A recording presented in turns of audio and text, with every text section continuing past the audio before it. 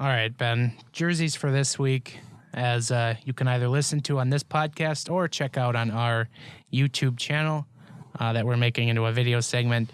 Last week we did our Mount Rushmore of jerseys. This week we're going to hit on our Mount Poopmore of jerseys, as we alluded to earlier in the show.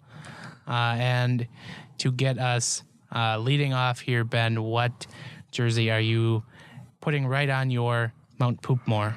I think it'd be, there's a lot of jerseys that I think earn spots on the Poopmore, but I'm going to go with the Buffalo Slug, the 2000s era Buffalo Sabres jersey, where they decided to kill off one of my favorites, the sneering Buffalo of the late 90s, and they decided to replace it with some kind of legless Buffalo smear across their jerseys, and It was very widely made fun of by a lot of people and for a lot of good reasons. And I think, it was, I don't know that it smear. Yeah, I don't know that it typified the Reebok Edge system, but I feel like the Reebok Edge needs to be represented on my Mount Rushmore as well, because there was so much that we really hated about the Reebok Edge systems. I think the Avalanche are probably, a great example of decent jerseys gone horribly wrong via the Reebok Edge. But the Buffalo Slug, I think, was, just kind of a bad concept, bad execution. It was just kind of across the board. It was really bad. It was just something where, I don't know, they needed to replace the jersey they had, because I did enjoy it. If they wanted to get back to the original colors, I sort of understand that. But they just really jumped the shark with the logo and the whole jersey, for that matter. The Buffalo smear. I should patent that. There you go.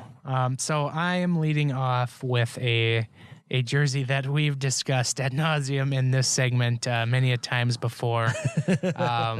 But in the 90s, in the midst of their ownership change with weird crap going on with, what was his name? Dean Spano, I believe.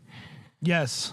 The New York Islanders transitioned out of their very iconic orange and blue jerseys, and they introduced the Gortman's Fisherman jersey, which, if you're looking at it on the video, good Lord. Even the logo itself that was replaced, that has become kind of, iconic. This jersey is probably the best exemplified of the 90s. In terms of 90s, it referenced by, or maybe, challenged by, I should say, Burger King and Wild Wing and maybe another. But the Gortman's Fisherman is probably the most egregious one of the 90s, just because of what they replaced. And then the backlash they received was so bad that they after 1 year, they brought back the original Islanders crest. And then I think it was like another year later, they just transitioned out of those jerseys entirely. But the color was bad. The wavy stripes on the jerseys just wasn't working for anyone. The numbers were weird. They're angled. Everything was bad about those jerseys. And they take number one place on my Mount Poopmore of jerseys. Yeah, that's I don't know. I think there's a lot of people that have a soft spot for the Gorton's Fisherman jerseys, though, don't you? Like, I know our friend Taylor Calais was an odd fan of that, and then I feel like that's a jersey where it can only be a guilty pleasure jersey. Nobody's going to claim that's a good jersey by any stretch of the imagination, but I feel like that's a jersey that it was so bad that people kind of like it in a nostalgic kind of way. So bad.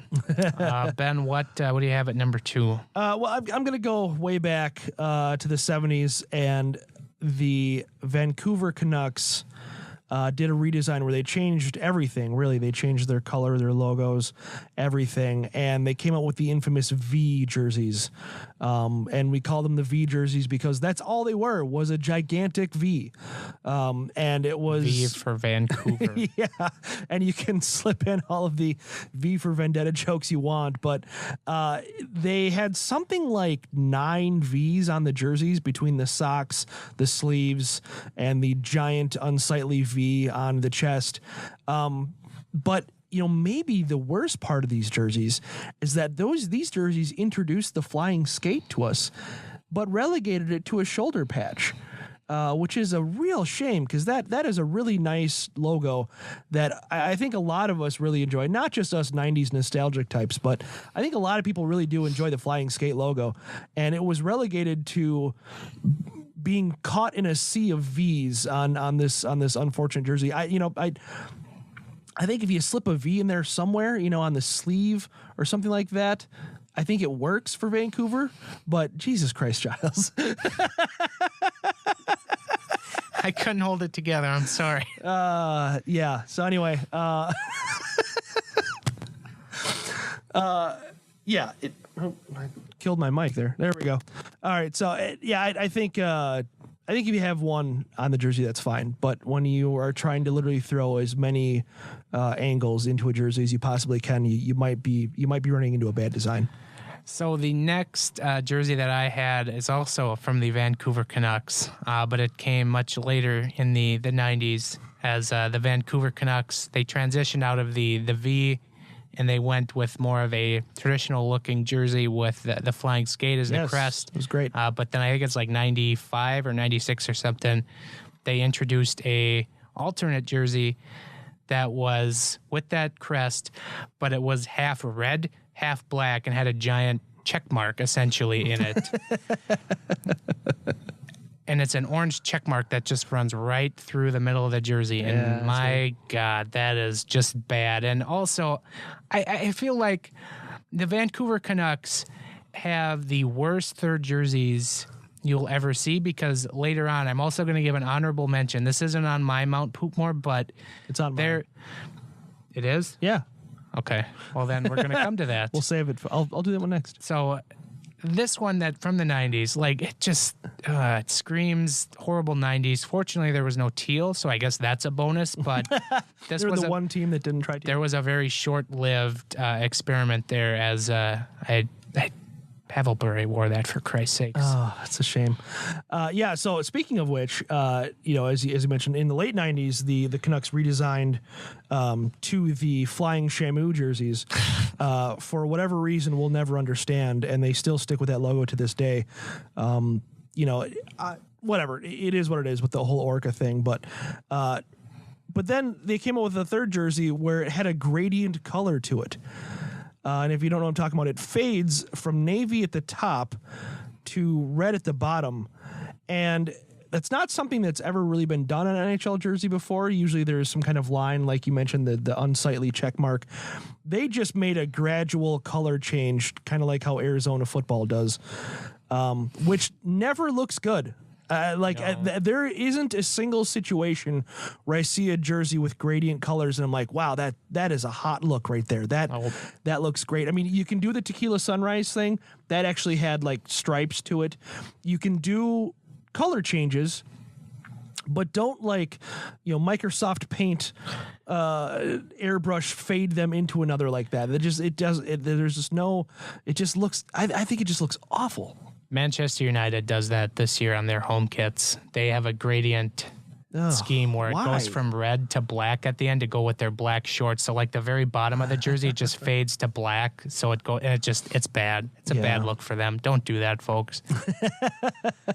And so the third jersey I have on my list is something that our friend of the show, Craig Custance, will fondly remember, was the Atlanta Thrashers, their maroon third jerseys that had the, I don't know what, the bird-looking thing on the shoulders that was like flying like right over the shoulders. And then it had Thrashers across the chest and then the numbers under it.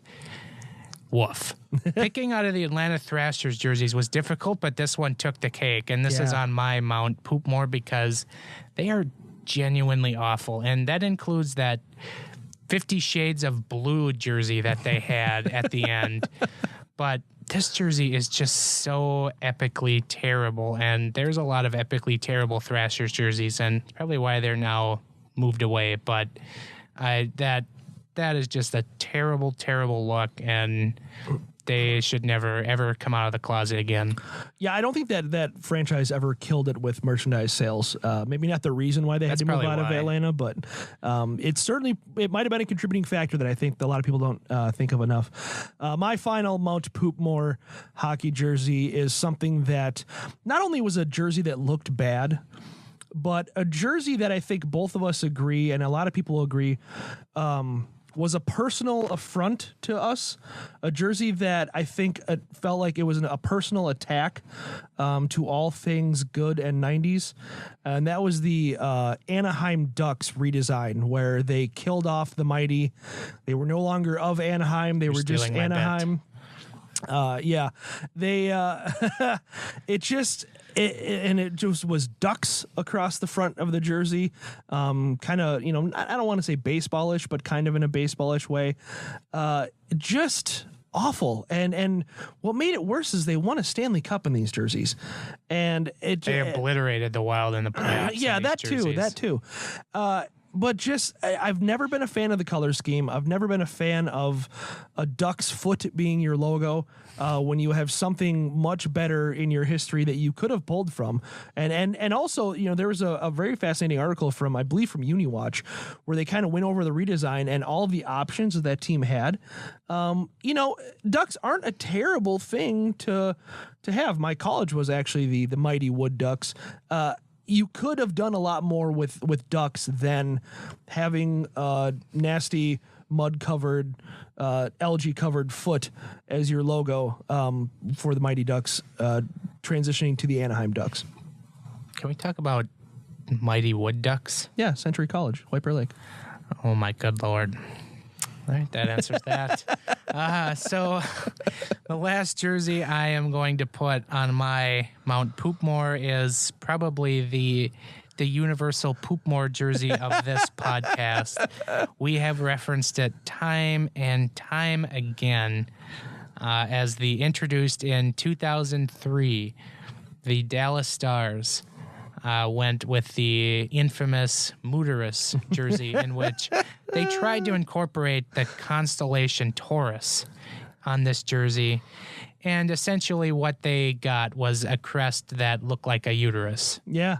So that is an epic fail. It's black, and then it has red and green. Where in the damn hell did red come from? Yeah. Why are you trying to incorporate red into a franchise that has no past history of red? None whatsoever. None. Why?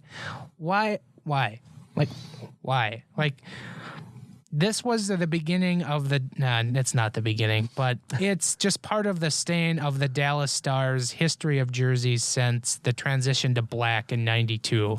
And this one is an easy one to put on my Mount Rushmore. I'm sorry, not Mount Rushmore, Mount Poopmore. Yes. But good Lord, what a disastrous jersey. And Justin finally just got that pulled up, and it's a uterus. He fell up. Yeah. He fell out of his chair, folks. Yeah. Let's be honest. Yeah.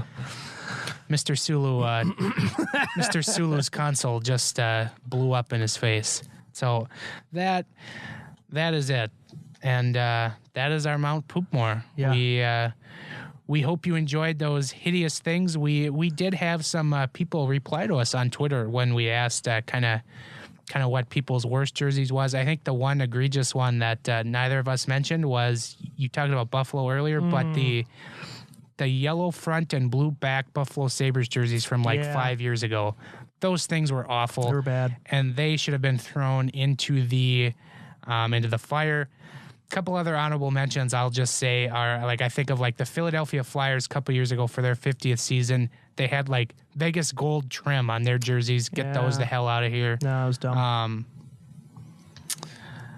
The Los Angeles Kings and their 2000s jerseys, those are terrible. Get out of here. You didn't even mention the Burger King. The Burger King is kind of in the Gordon's Fisherman realm where it's so ugly. It's bad, so ugly. Folks. You're I really... Man, I need to see it. I need to have this jersey because it's so bad. The Ottawa Senators, somebody replied with their jersey that was introduced in 97. Yes. Apparently, it did make it into the 90s, even though I didn't think that was possible. Also, without mentioning their Sens jerseys as well. Yeah, those were pretty awful. The Super Nintendo jerseys. Yes. And that's... Oh, we didn't talk about like the Tampa Bay Lightning, their third jersey from the 90s. The with stormy seas. Yeah, Yes. with the waves and the storm and all that junk. That's pretty bad as well. So A lot of jerseys could have made Mount Poopmores, I believe. Yeah, And like, as difficult as it was to name our Mount Rushmores, which it was very hard. this was as equally difficult. This was equally as difficult because as much good as there is out there is equal amounts of bad. Very, very bad. Yeah. And I will, I'll give, even though it's not a jersey that never saw the light of day, we would have to remember the St. Louis Blues horned jersey. The flying trumpets, yeah. Yeah, the trumpets everywhere. Luckily, So, they never saw the light of day. Yeah, Mike Keenan had about an aneurysm, and he probably murdered some team employee after seeing that. Let's be he might honest. have, he might So have. there you go. So that is our Mount Poopmore, and that will do it for this otherwise fine podcast. Thank you for listening. If you followed along on the YouTube channel again this week, thank you so much for watching. If you have any kind of ideas for what you would like us to do more with this, feel free to send us some suggestions. We are very open to kind of how we want to do this jersey segment and making it a good video production. We're not Andy Carlson in terms of video production, but we can try to get halfway there maybe. But yeah, so again, thank you for following along. And if you're still listening to just the podcast portion of this, thank you for listening to this in the entirety. Hopefully next week when we come back in Vegas, we'll be a little more positive and spirited. We've been, at least I have. Be spirited. Yeah. Yeah. There's plenty of that in Vegas. Definitely going to be spirited in Vegas. So thank you to that. Thank you for everyone for listening. Again, follow Ben and I on Twitter at Ben Remington, at Giles Farrell, podcast Twitter at GATG Wild Podcast. Give us a follow on the YouTube channel if you're watching. Still, please click that subscribe button in the corner. It does help us out. If you listen on iTunes, give us an iTunes rating. We do like those, good or bad. We have fun reading those. So follow us at Zone Coverage on Twitter at Zone Coverage MN, zonecoverage.com/wild. That should just about do it for us. Don't forget the Boothcast Monday night. Yes. If you're listening to this on Monday, we will be doing a commentary on the Wild Flyers game Monday night. So look forward to that. Don't forget, next week we're in Vegas. Again, if you're going to Vegas, check out our Facebook for the event page and where we're going to meet up prior to the Wild game. So give that a look as well. So thank you, everyone, for listening. Thank you to Justin for producing this otherwise fine show, and we will chat with you next week. Later.